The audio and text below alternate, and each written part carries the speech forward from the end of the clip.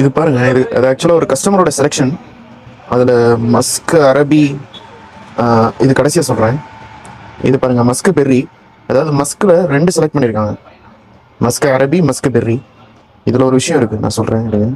Musk berry வந்து பார்த்தீங்கன்னா மஸ்கோட ஒரு ஃப்ரூட்டி நோட்ஸ் மிக்ஸ் ஆன மாதிரி சூப்பராக இருக்கும், ரொம்ப நல்லாயிருக்கும். அப்புறம் அப்புறம் பார்த்தீங்கன்னா ஒரு ஊது செலக்ட் பண்ணியிருக்காங்க, ஊது அல்டமஸ். இது ஒரு எக்ஸ்பென்சிவான ஊது.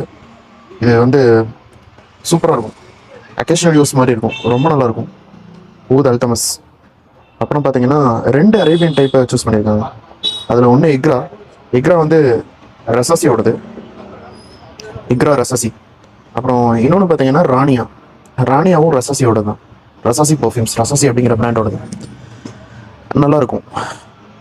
அப்புறம் இது பார்த்தீங்களா, இந்த மஸ்க் நான் ரெண்டு சொன்னீங்கல்ல, இது ஒன்று மஸ்க் அரபி, இது வந்து மஸ்க் பெர்ரி. இது சொல்லிட்டேன். இந்த மஸ்க் அரபி பார்த்தீங்கன்னா இது வந்து ஆக்சுவலாக ஃபஸ்ட்டு ஸ்மெல்லே வராத மாதிரி இருக்கும். நான் பெரும்பாலும் எல்லா மஸ்க்கும் அப்படி தான் சொல்லுவோம், அதான் உண்மை. ஆனால் இந்த மஸ்க் அரபி பார்த்தீங்கன்னா இது நிறைய பேர் பார்த்தோன்னே இதை வந்து சூஸ் பண்ண மாட்டாங்க. இது எப்படி ஸ்மெல்லே வரலையே, எப்படி யூஸ் பண்ணுறது அப்படிங்கிற மாதிரி, அப்புறம் அதை யூஸ் பண்ணணும் அப்படிங்கிற மாதிரி ஆயிரும்.